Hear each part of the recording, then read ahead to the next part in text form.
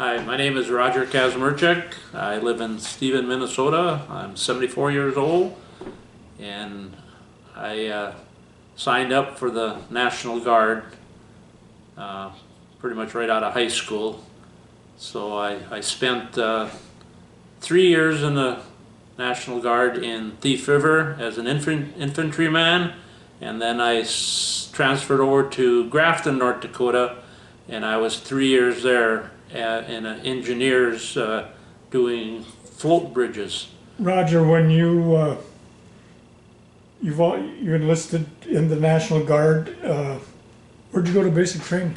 I went to basic training in Fort Jackson, South Carolina, North Carolina, I believe, and then my AIT was in Fort Dix, New Jersey. You want to tell us a little bit about your time in basic training? Basic training was, you know, back then you had the toughest drill sergeant you could probably get, so you were, you know, we were there and it was really hot. We had one weekend we got a pass to take the weekend off, and we went to Myrtle Beach, South Carolina, laid on the beach, and it was 100 above that day, and we fell asleep in the morning, and we laid out there and we all got very sunburned. I mean, very sunburned. We were almost purple.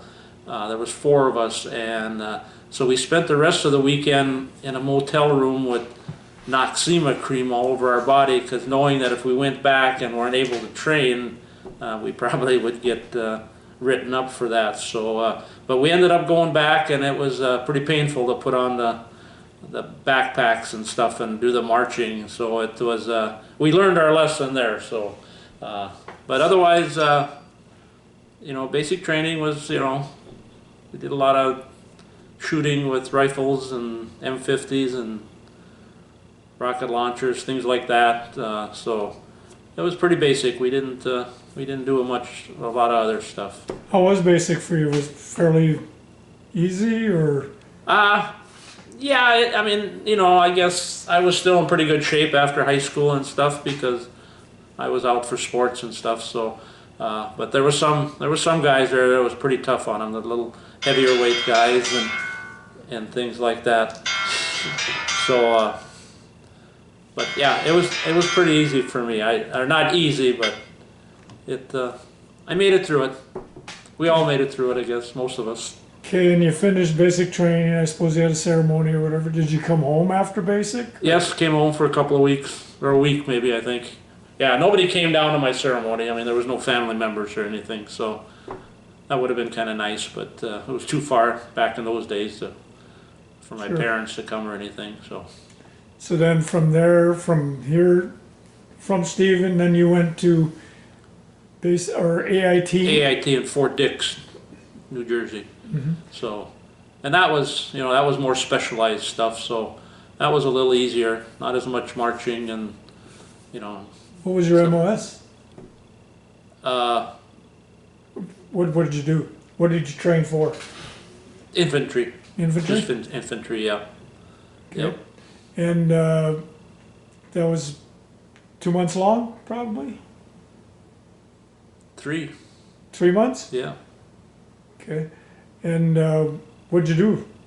You go out in the field? Yeah, mostly did a lot of training with weapons. You know, did some marching, but mostly training with weapons. You know, do your marksmanship.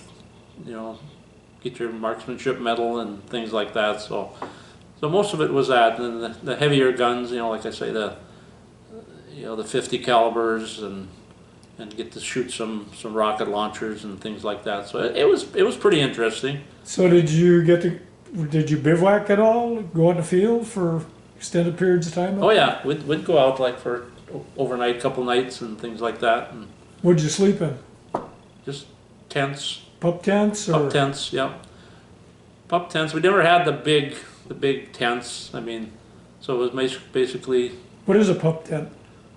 Just a shell that basically barely covers your body. You know, you can get a 2-man pup tent or 1 man and get your sleeping bag in there, and that's about it. No room to really, you can't stand up in it or anything, you just basically to sleep in. Okay. So you finished AIT, they had a little ceremony, I suppose, Yeah, we had a ceremony. and came home? Came home, yep. Came home and then I got a job working for a farmer and make some money so I could go on to college. Well, it was too much fun making money, so I never did go on to college. And so, and then I ended up farming with my dad for a while. Went out, and then I left for about 6 years because we were milking cows and I hated milking cows. It was just something I didn't like doing. So I left for 6.5 years and worked Highline Construction, and then Where at? Down by St. Cloud, Minneapolis area, on the big high lines, the steel towers and things like that.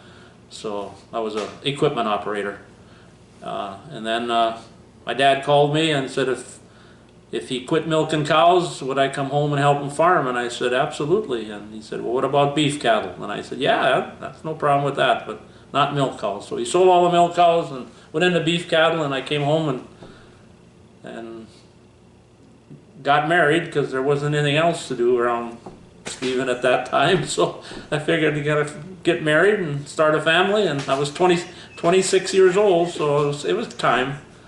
So yeah. Nothing else to do, huh? So there was nothing, really nothing else to do. So you were in the Guard, National Guard for 6 years? 6 years, yeah. Like I said, 3 years in Thief River, and that was infantry. And then 3 years in Grafton, North Dakota, and that was engineers. Did you know anybody in the National Guard? Did you know a lot of people? I mean, when I was in the Guard? Oh yeah, there was a lot of, like in Thief River, there was a lot of guys that I knew.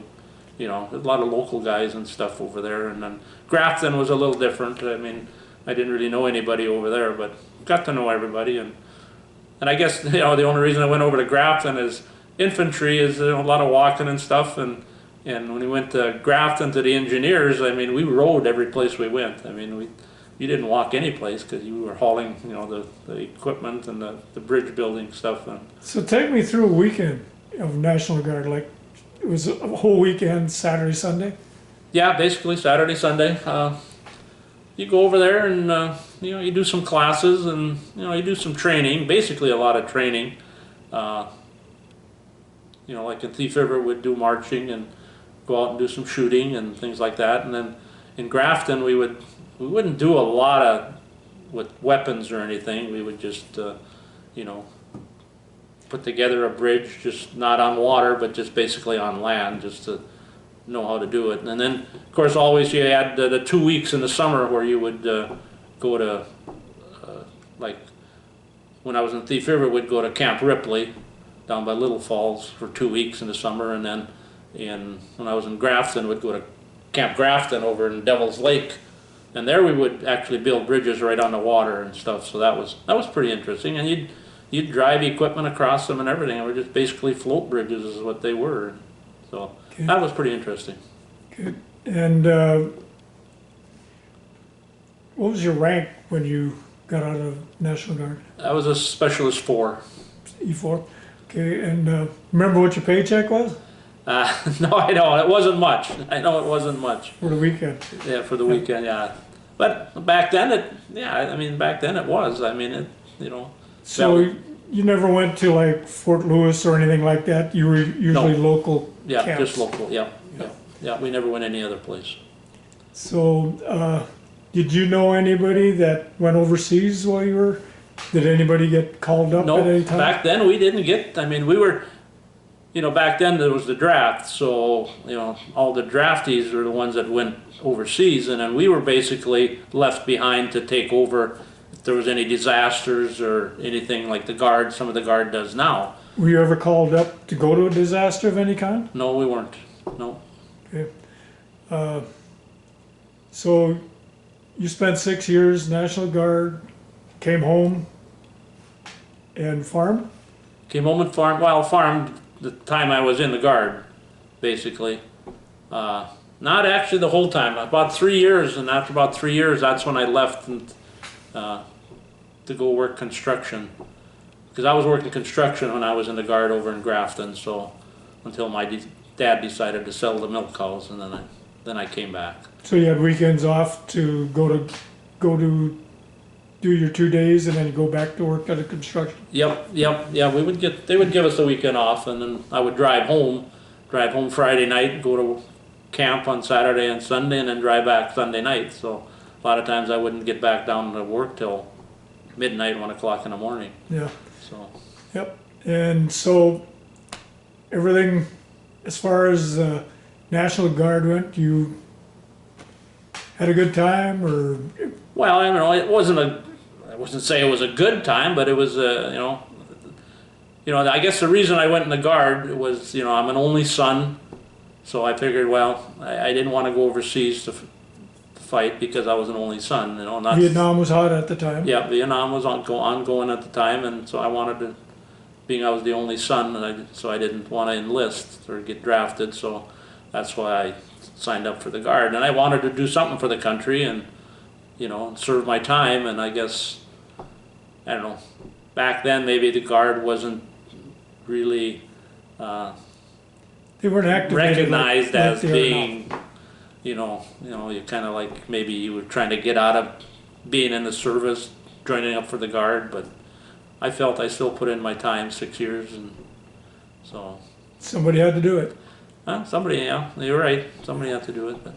Is there anything else you want to add, Roger? Or No. Was it a good experience for you? I guess is what I said. It was a good experience, and I guess if I had to maybe do it over again, I maybe would have enlisted, I guess, and maybe got some training to, to go on to maybe specialize in something, to something I would have probably done the rest of my life or something. I could have gone to school or something and things like that, but I'm happy I did what I did, I guess. Good. Anything else you want to add, Roger? No, I think that should be about it. Well, Roger, you're well respected in the community of Stephen. I want to thank you for doing this interview and thank you for your service. Yeah, you're very welcome.